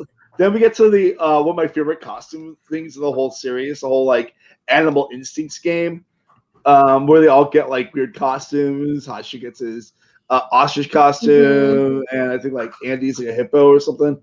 And like they have their votes, and like for top dog, they all vote for it, and Sayid wins. And the biggest weasel was interesting. They all put Alice, if I'm not mistaken. Say that the last part. Who put Alice? The biggest weasel. No, they put each other. I put it down in the notes. I got my notes back open up, by the way. So, we had for the biggest weasel, we had Felix vote Sayid, Manrika voted Andy, Andy voted Felix, and Sayid voted Felix. The new players voted for themselves as the biggest weasel. So they all like stuck to this family feud plan and like called each other out in this. The only one that wasn't called a weasel was Manrika, which is kind of funny. But yeah, I loved that happened and they stuck with it. It was like the new players think that their game plan's working, but then there's like a more elite game plan working that's like puppeteering the new players. It was just so good. It's so good. Yeah. I do have a question for you though. Sure. Did you watch the Celebrity UK circle? Of course I did. Yeah. Okay, so why is there such a downgrade in the budget on the costumes for the regular circle than there was in the Celebrity? The Celebrity UK costumes that they got were top notch, like the big traffic cone and everything. Yeah. They were much more intricate than the ones that they've provided for I think this series. There's more costumes they need for the actual series version of the circle though. Yeah. Like there was only like 2 or 3 costumes total for like the Celebrity circle. And like in this one, there was like 10 costumes at least. Mm-hmm. They went all out for the celebrity ones, which was one of the things I appreciated the most about that series. But I was hoping for this when there was costumes, I would be a little bit more involved. They were still good, but I just thought that the celebrity version got better ones. So we get Manrika chats Felix to be like, okay, let's take on Jesus. And they bring Father Tom into the group chat. They came up with a game plan that they're going to talk to Father Tom about officiating their wedding. And then they're going to bring up the fallout. And Father Tom ate it up. Like, yes, we did it. Pippa and Joey are so happy. Like, we've caused this divide. We're gonna get in. Like these two are now more on our side than Andy and Sayid's. What do you think of this? I loved it. It's just really fun seeing that them fight back and make sure it gets to the point where they want it to be. You know?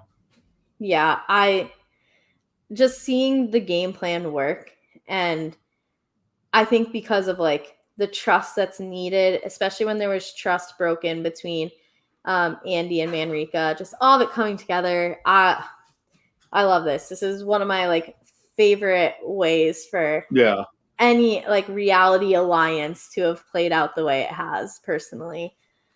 So they put out the thing for the ratings, and the funniest part to me is like Pippa and Femi are like, we can be an influencer, we can block, like you guys are so out of the loop. It's crazy, but I appreciate their blind optimism. And you have to respect. Yeah. I mean, you have to think you have a chance. You can't just sit there and be like, okay, we're screwed. Yeah. I just think that their confidence was, I mean, it was just funny because I was definitely rooting against them is what it came down to. So, yeah. Nothing better than seeing your enemies fail. Yeah, I found it more enjoyable separate than together. Yeah. I agree with you on that. I did really like Joey when he was playing himself as Femi. Yeah. Because I thought that he did bring an interesting dynamic that was a little bit different than everyone else. I just felt like we had kind of seen Pippa before with Tally. Yeah. I don't know if you saw this tweet, but I do have a complaint about the UK circle that while I'm bringing up all these women, the UK circle does not cast average looking women. Everyone was a smoke show. Like, they're all beautiful. I want someone that looks like me. Like, I want a woman, like, because you got average looking men. Not all of them are, like, I mean, I don't know. I don't know if there was anyone that was like, would completely blow you out of the water if you're attracted to men. But all the women were fucking hot. And like, Yeah. so, I mean, if you go back to even that guy's daughter was hot. That guy's daughter. Oh yeah. That's who I was trying to think of too. Was her name? They played Penny. Yeah. Millie? Was it Millie? Millie's right. Yeah. Okay. Yeah. That's so Yolanda, beautiful. Like Millie, beautiful. Tally, beautiful. Manrika, beautiful. Natalia, beautiful. Like, oh my God, how you? So if I just feel bad for us average looking women, you're never going to get on the UK circle unless they know they need to start casting average looking women as well as average looking men. That's what you need, producers of the circle. Yeah. So bring us average looking folk on. Anyway. So we've got Saeed. Okay. So Saeed chats with Andy and then they bring in Alice. So again, we have like part 2 of the family feud going on. And Alice right away just brings up the whole weasel label things, which allows Andy and Saeed to just really elaborate on this whole conflict. But I love how like independently they're both just so excited about how they get to do this, especially because Andy's like the morally sound one, and he's like, it wouldn't be smart for her to bring up the weasels, but I hope she does because it'll be so much fun. And he's just like super into getting to like be a little evil in a way. Yeah, I love a nice suburban dad being evil, right? I mean, it happens in plenty of other aspects, but in this one, I think it's justified. So Alice, go ahead. Oh, I was gonna mention like the next thing with like the next bat, because there's more costumes with the whole campaign thing coming up. Oh right, I didn't really like. I won't lie to you. I was running short on time, so I didn't go too far into the campaign stuff. Because also, I just felt like the campaign was like a cute way to spend 5 minutes. Yeah, exactly. But something came out of the Saeed, Andy, Alice conversation. That's when Alice made up lies and said Felix was flirting with Alice and made her feel uncomfortable, as well as mentioning Pippa. So the Pippa mention happened, but the other 2 things didn't. So that piece of information like ignites a fire a little bit later. So we get, let's see, Father Tom chats with Saeed. I didn't take any notes on that. So we'll just keep going straight to the campaign, why they should make the final. Was there, I mean, each had their own reasons. I didn't really take notes on them. Was there stuff that's like stuck out to you about their campaign? No, I like the costumes. I like seeing that like flat type of hat like that. I like the sash. I thought it was cute. It was like a fun little game for them. Even though it felt pretty obvious that 4 of them was going to make it to the finals. 4 specific of them are going to make to the finals. Right. As long as one of them made the influencers, Yeah, I felt like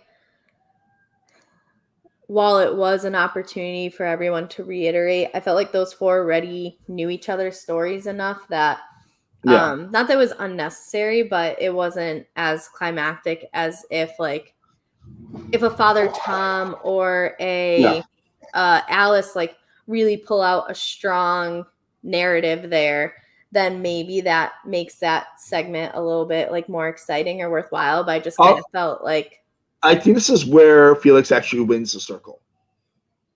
Yeah.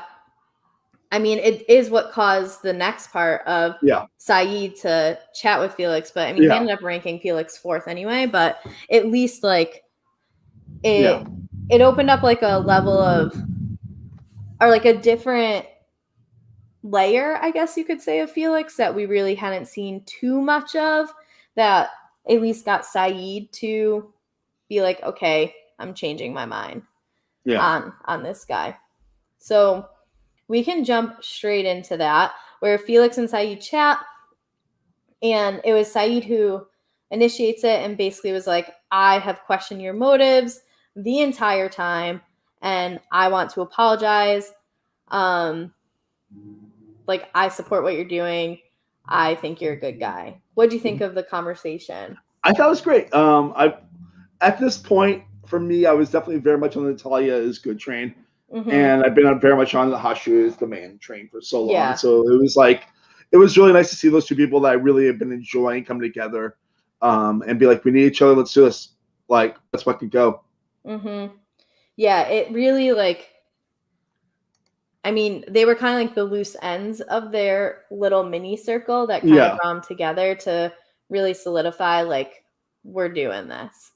So even though it was like two catfishes, like under their own disguises, I think like connecting, it was nice. It was a little heartfelt. I thought it was more heartfelt than like most of the campaign speeches before that.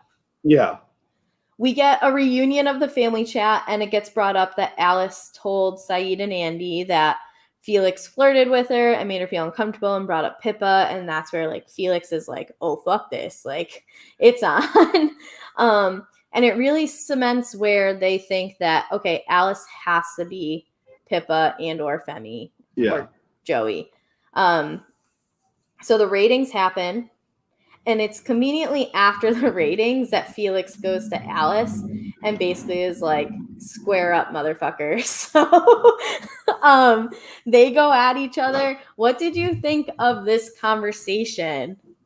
I loved it. I really loved it. I think that like this is again where one misunderstanding can really fuck things over for someone in the game. And I think Natalia is really not afraid. Like, Natalia is one of the strongest women that have ever played a game called The Circle. Mm-hmm. I'd say she's in the top 3. Number 1 is Manrika, my personal opinion. But, like, I just love that she knows what she's doing. She says what she's going to do. I not to understand doing it after the ratings, but I understand doing it after the ratings, too. Yeah, and I thought it was good on Alice to back up the shit that they've talked. Yeah. I thought it would have been really easy to be like, what? Huh? I didn't mean it that way. Whatever. And then was just like, no, double down. Like, you haven't given us any of your time. You flaunt these like interconnections that you have because you've been here longer. Like, I have no tolerance for you. I don't like respect you at all. And I appreciate that a lot because I think it's most people's reaction to like backtrack and avoid the confrontation. Yeah. And Shabazz full on was just like, you want to do this? Let's go. Well, so. Shabazz is a really good sort of villain in the show. I don't like to say villain because I don't think there's such thing as a villain in the circle.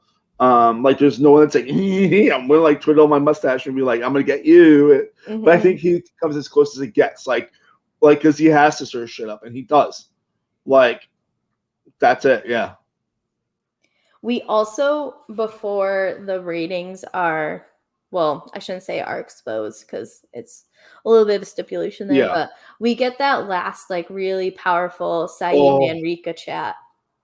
I love this so much because, like, you know that no matter, like, I believe she even says, like, I don't know if you are a 63-year-old man, but I love you for who you are. And all that stuff, it just, like, warms my heart. I'm like, these people have connected as human beings, and it's good. Yeah, I think that it shows genuinely that these bonds, not just their bond, I think it's, like, a good overall, like, encompassing picture of the relationships that can be made in the circle, that you can have two people who have their similarities, but also are pretty different. Like Manrika's 25 and Sayid is 63, who can come together and really have that connection. And whether or not that's true, but the relationships that get formed, I just think that like this was a really nice like last conversation for us to see that, yes, it's a game. Yes, there's money on the line, but at the end of it, the relationships are the most important part, not just to like take out with you after the game, but also to help you win the game. Mm-hmm. So I definitely was a fan of that conversation. Plus, I also think it lets the Manrika haters see like that she's a real person. So Yeah. it was hard as like a personal statement, because like I was fighting Manrika haters on Twitter for the last like 2 weeks, not having seen full episodes. Like I was able to watch clips and stuff and understood like where, not understood, but like knew where their reasoning was coming from. And so I really watched these last like week and a half of episodes with the perspective of like, I think Manrika's great. So why are people acting this way towards her? I definitely had like a biased lens on it. I hand up will admit that. But I mean, she's great, and that's like, and people took down on her for being great, which is stupid. Mhm. Like, people shouldn't take it out on strong women that are great. Like, Yeah. I do love how they reveal though the secret influencer though here, like how they're all just like in the room. And it's like, we're not gonna let you know the rankings. We're just let the secret influencer know who they are. Mhm. I love that so much. I thought it was so good, and I loved that they said, we're not going to tell you who it was. Like, doesn't matter. Tomorrow, you're not going to find out. Like, we didn't know with the Gemma stuff, with the assassin mission, that they would expose, that the circle would expose that after. Yeah. But I like that they straight up said, we are never going to tell you who this is. So if you want to make a big move, like, now's the time. Yeah. Which definitely had to be like so anxiety inducing for all the players. I know I would have been like shitting bricks at that point. Yeah. But it did. Well, that's where our episode ended. And then we get into the finale.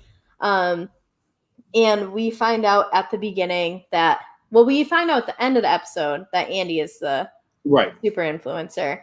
But we don't find out who he's going to block until the next episode. And who are you thinking that Andy was going to block in that nice little 24-hour cliffhanger? It felt like Alice. Like, it just felt like Alice to me. Like, it should have been Tom, but it felt like Alice. Yeah, I agree. I do think that the only way Manrika pulls off the win based in like results-oriented thinking is if it's Pippa and Femi that get sent home, because Alice liked Manrika. Yeah. So I think that Manrika gets a higher ranking out of Alice than she does out of Father Tom. So that's my like, especially hindsight's 2020 perspective. That's like, oh, I do really wish that they had figured out who the right person was to block for Manrika's sake, because I am fully wanting Manrika to just excel at everything in her life. And she will, and she will continue at that, you know? She definitely will. Yeah. So then we get that, well, I thought it was really interesting that they sent the players to bed not knowing who got blocked. Mm-hmm. It wasn't until the next morning when they updated the news feed. Oh my gosh, I'm sorry, Nitro. Just being an absolute menace right now. It wasn't until the next morning that they got to see that Alice was blocked. So can you imagine, especially being one of those 4 that like, did one of my allies go home? So I thought that was kind of mean by the circle. I loved it as a viewer. If I was in there, I don't know if I would have slept that night.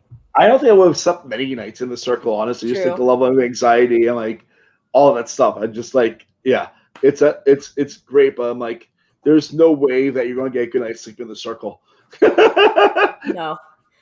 So we everyone gets to see that it was Alice that was blocked. I think the reactions were what we expected.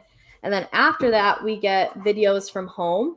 Oh, which was cute. I thought it was a little overkill, honestly. Like, they're going home and like they're going to see their family the next like, 2 days.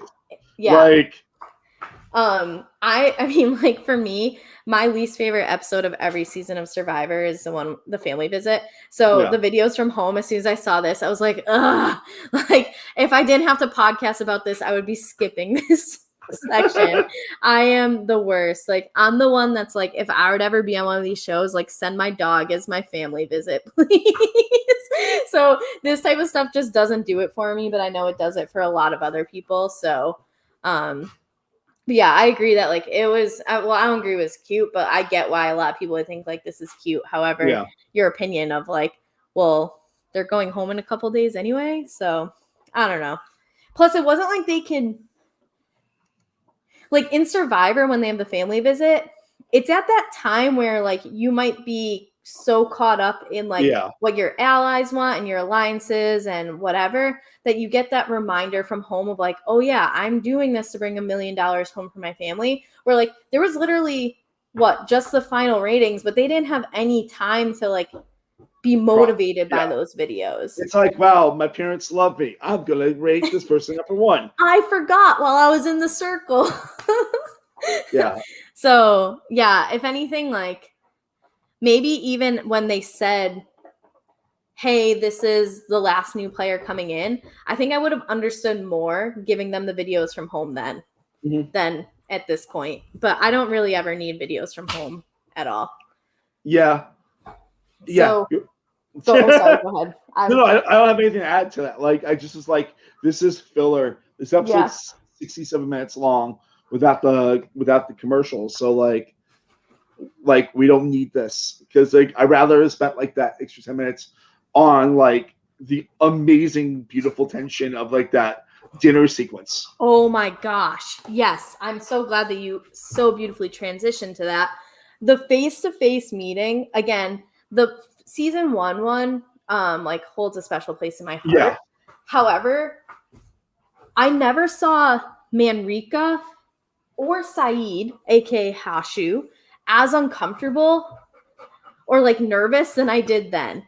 Yeah. Like when they said like Manrika, so Saeed comes in first, or Hashu comes in first, and you get the notification that like Manrika's coming, and you just it's like classic. He goes to first date mode. Like that's exactly what I was about to say. It was just like, and then she comes in, she's like stunning as she's ever been, and he's like, oh. He just didn't know what to do. Like if the challenge music people were doing the music for the circle, I think they would have played Jizz in My Pants in the background.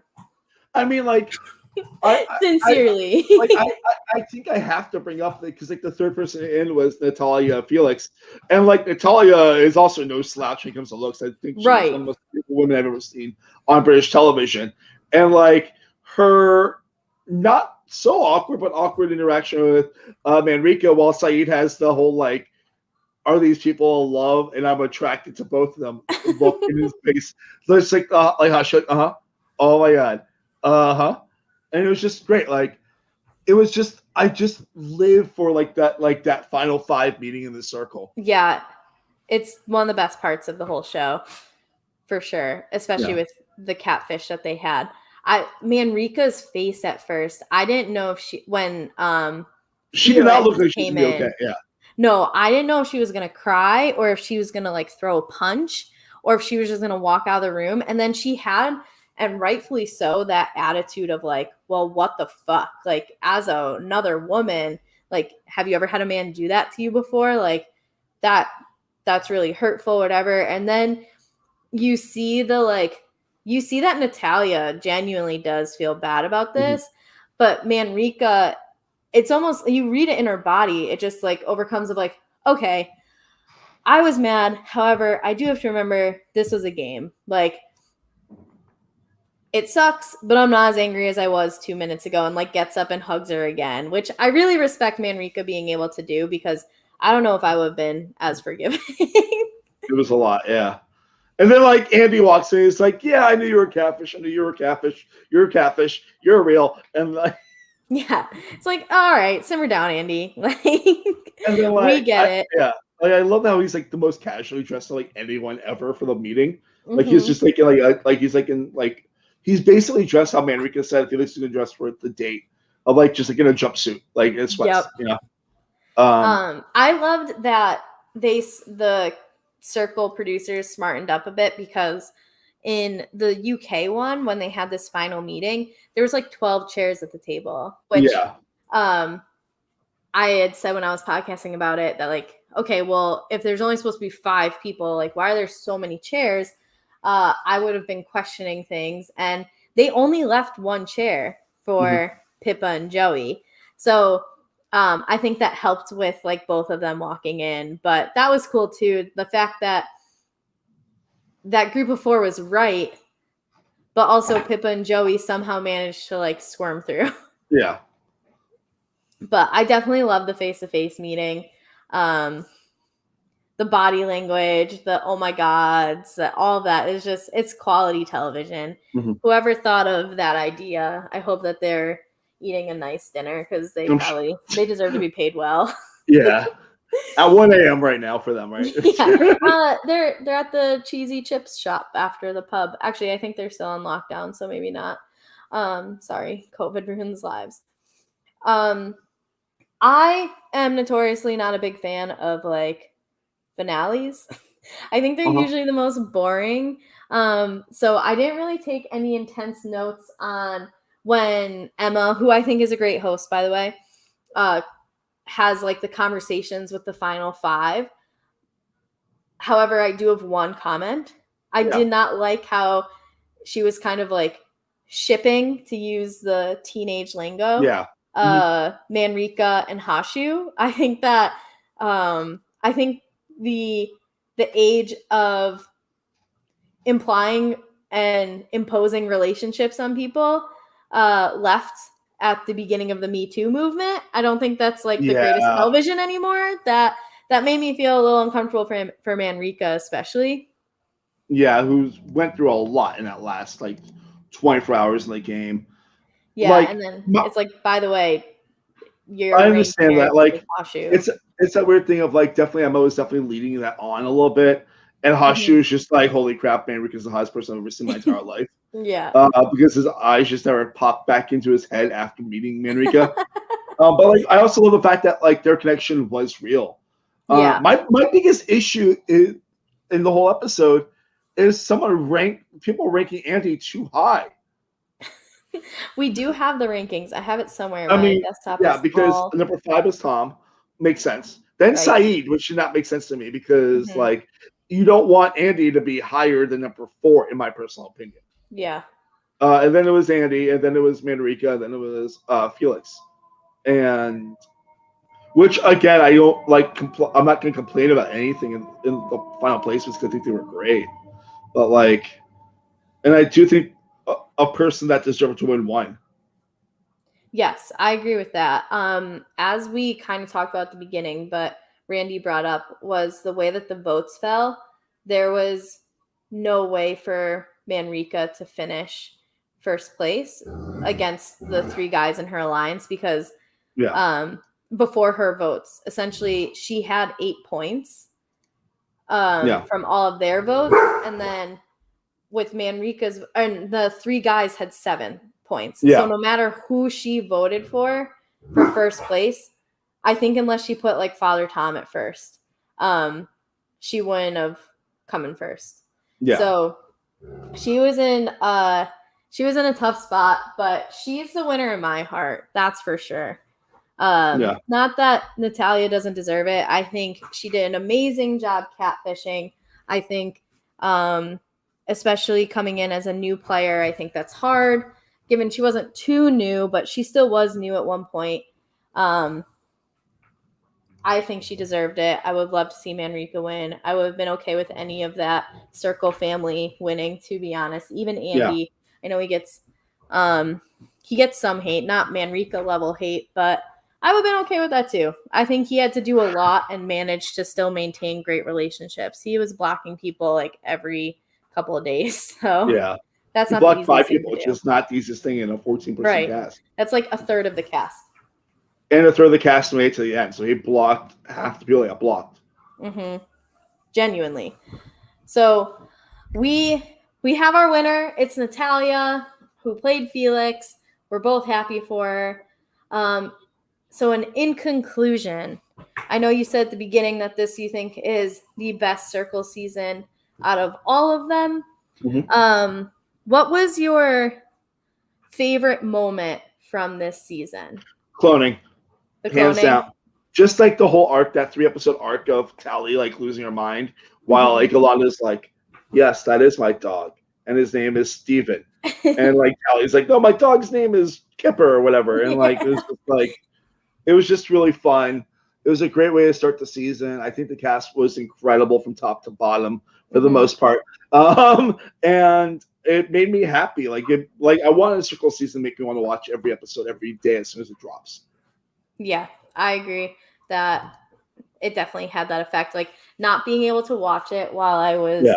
out of state, I'm like, first of all, it was daunting. So I'm like, I know I have so many 47-minute episodes to come home to that I have to catch Mhm. up on. But second, it's just like seeing all the stuff on Twitter and like seeing what was happening, but like not being able to watch it develop on my own. Like normally with reality TV shows, I don't really care if I see that, but I felt like bummed that I wasn't getting to watch it in real time, or at least like close to real time like I was the first half of the season. So I definitely agree with you there. Yeah. But I'm Well, happy to have been able to talk that with you, though. yeah, I mean, Yeah. this was great. I love that we just got to spend 2 hours talking about one of my Yeah. personal favorite TV shows. I adore it, and this is gonna be really fun because I have to go straight into a game too. Oh, well, Yeah, I sent you a message like 30 minutes ago saying that, but that's oh, okay. my screens have been Oh, that's messed okay. up, so I didn't see it. But we ended at the perfect time then. It's the start Yeah. at 7. Yeah. Okay, so let's quickly get you out of here. So, Mark, thank you very much for coming on and being our finale guest. The US Circle starts soon, so don't be surprised to see me in your DMs asking you to come back. Oh, I'll be on in a heartbeat, especially because I played Sequester with other people. Oh, So, right. Yeah. yeah. I don't know him. Like I wasn't I don't involved know in him that well. season, But like I played a yeah, game. it still gives you a rooting interest for Yeah, sure. totally. Anything you want to plug or yeah, My let's just hear game, the anything you adventure want to game plug. on Tuesday at 7 Mhm. p.m. will be on my YouTube page. The cast is incredible. We have 19 amazing players, and it's going to be fun. The theme is trapped in the mall, Mhm. and the way the adventure game works is every elimination round there is a section of a story that we read, and then people have to choose which way they want the protagonist to go. And if they choose correctly, they're safe. And if they choose incorrectly, they're in danger. That is awesome. It sounds like the childhood books come to real life. That's the goal. Yeah. So where can people who are listening to this that made it all 1 hour and 57 minutes of this find You that? can see it on my YouTube page, youtube.com /MarkLevy85. There you go. So go watch this. I don't watch many of the games. Sorry guys, if you're a host. But I actually watched yours. I told you that, and it was so much fun to watch. You like follow this story and get to see it happen. So I definitely encourage people to go watch this because it's fun. It's enjoyable as a spectator. Yeah. Not all of them are, because it's so hard to follow the different rooms and stuff, but yours is very enjoyable to watch. So I appreciate that. Thank you so much, and I'm happy to be here. I'm sorry I have to leave like this before the stream ends, but thank you so much. No, it's okay. I'll just talk about you when you're gone. No, I'm kidding. Cool. Thank you again. Gary, this is a pleasure. I'll see you soon. Bye. And so thank you again to all of you who have watched with us through another season. Coming up soon, we have the US Circle starting this upcoming week, I think. I know last time they released a couple episodes at a time, so we'll be covering a couple episodes at a time. We'll have some of our former guests on, maybe some new ones. But I appreciate anyone who has watched any of this. You guys are great. Silent Podcast appreciates you as well. We've got coverage of plenty of shows, Temptation Island, The Challenge, BB Can, there's anime stuff. Like, if you have an interest in something, there's a chance that we've got some really entertaining and knowledgeable people talking about it. So check out our YouTube, check out our Twitch, check us out on Twitter, Silent Podcast. You can find us. Again, thank you for all of your time, and I will see you soon.